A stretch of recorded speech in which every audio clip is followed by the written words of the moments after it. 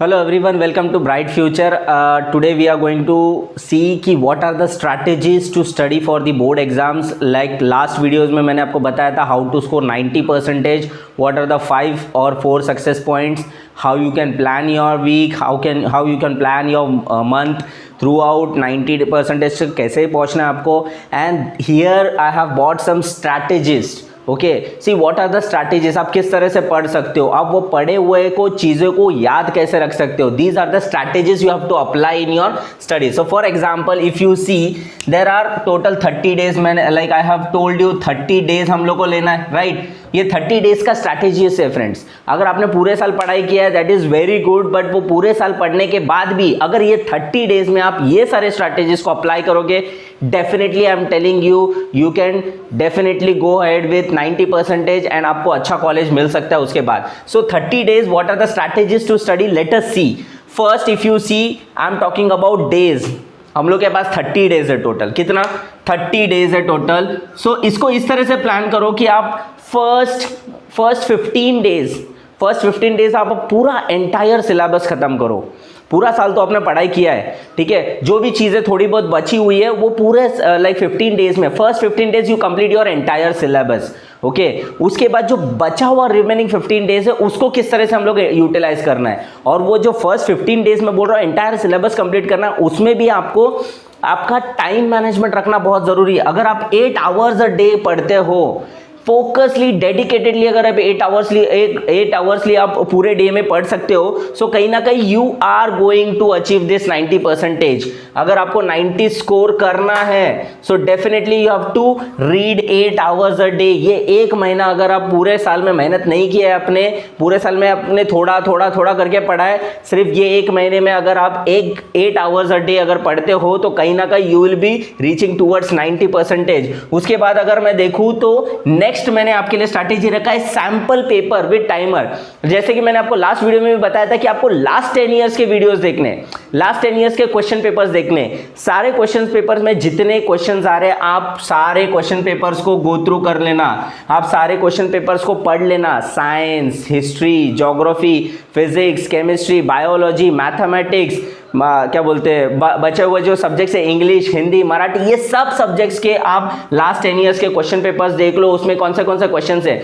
अभी फर्स्टली मैं आ जाता हूँ आपके इंग्लिश पेपर के ऊपर. इंग्लिश में आपको क्या लगता है? फर्स्ट आपको पैराग्राफ रहेगा, पहले सीन पैसेज, फिर सीन पोएम, फिर अनसीन पैसेज, फिर अनसीन पोएम होएगा आपको, फिर एक राइटिंग स्किल देगा आपको, एक लेटर राइटिंग देंगे, एक स्पीच राइटिंग देंगे, एक एडवर्टीजमेंट होगा आपका, एक ऐसे राइटिंग होगा. So you have to plan कि लास्ट 10 ईयर्स में कौन से ऐसे आए थे. Okay, mark accordingly. अगर आप लास्ट 10 ईयर्स के जितने एसेस है सारे एसेस प्रैक्टिस कर लो. ये 30 डेज में अभी ये जो भी मैं बताने वाला हूं आपको स्ट्रैटेजी, ये पूरा 30 डेज में आपको करना है. ओके, हर एक चीज अपने हिसाब से प्लान आउट करके करना. मैंने जैसा बोला वैसा नहीं करोगे तो भी चलेगा, लेकिन ये 30 डेज को इस तरह से आप यूटिलाइज करोगे आगे पीछे करके, definitely I am telling you 90% you can score over there. And जैसे कि मैंने बोला आपको कि इंग्लिश के ऊपर देखते हैं हम लोग राइटिंग स्किल्स. लास्ट 10 ईयर्स में जितना राइटिंग स्किल्स है सारा आप देख लो. हर एक राइटिंग स्किल्स को आपको थरोली करना है. हर एक लेटर राइटिंग को आप देख लो ना, लेटर राइटिंग के टॉपिक्स क्या क्या है, लास्ट 10 इयर्स के लेटर राइटिंग के टॉपिक्स क्या क्या, वो सब चीजें, फॉर्मल, इनफॉर्मल, जो भी लेटर आया होगा सब लेटर राइटिंग को आपको देखना प्रॉपर तरीके से. उसके बाद आपके आते हैं एडवर्टीजमेंट हो गया, आपका स्पीच राइटिंग हो गया. ये सारे आपको क्या बोलते हैं राइटिंग स्किल्स है, उसको थरो करना है.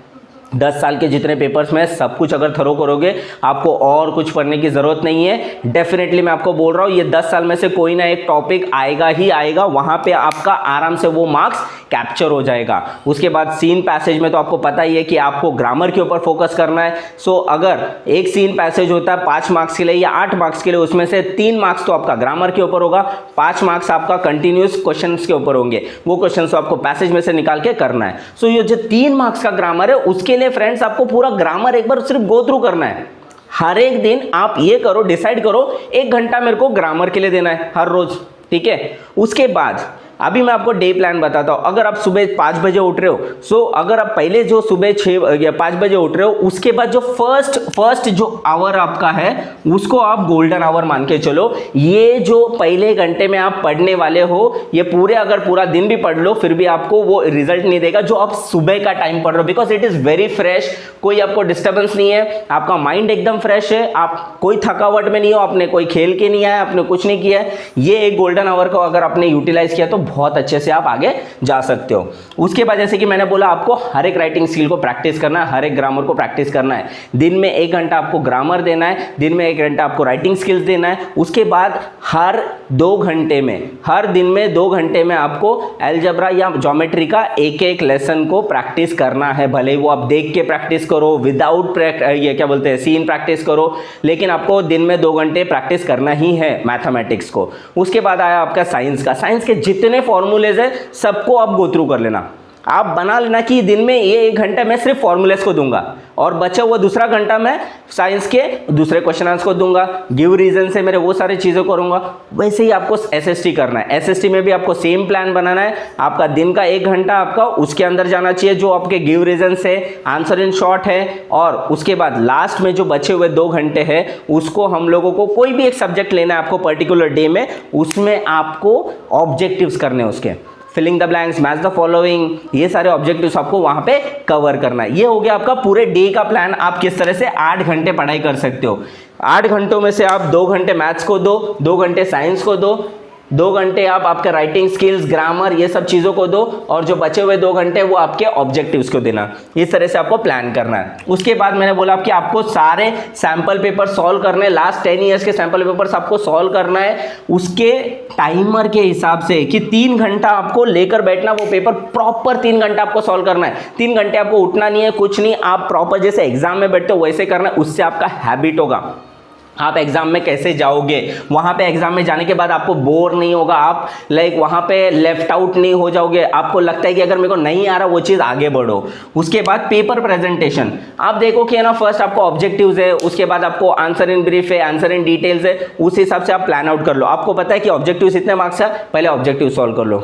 उसके बाद अगर फॉर एग्जांपल आप इंग्लिश का पेपर देखोगे, वहां पे आपके राइटिंग स्किल्स के ऊपर आप ज्यादा ध्यान देना। पहले सीन पैसेज वगैरह सब कुछ फटाफट सॉल्व करके आपका 2 घंटा या फिर 1.5 घंटा सिर्फ राइटिंग स्किल में होना चाहिए। फर्स्ट हाफ आवर 1.5 आवर आपका ऑब्जेक्टिव्स और आपका सीन पैसेज वो सब होना चाहिए, और नेक्स्ट हाफ आवर आपको 1.5 आवर आपको राइटिंग स्किल्स के ऊपर देना है।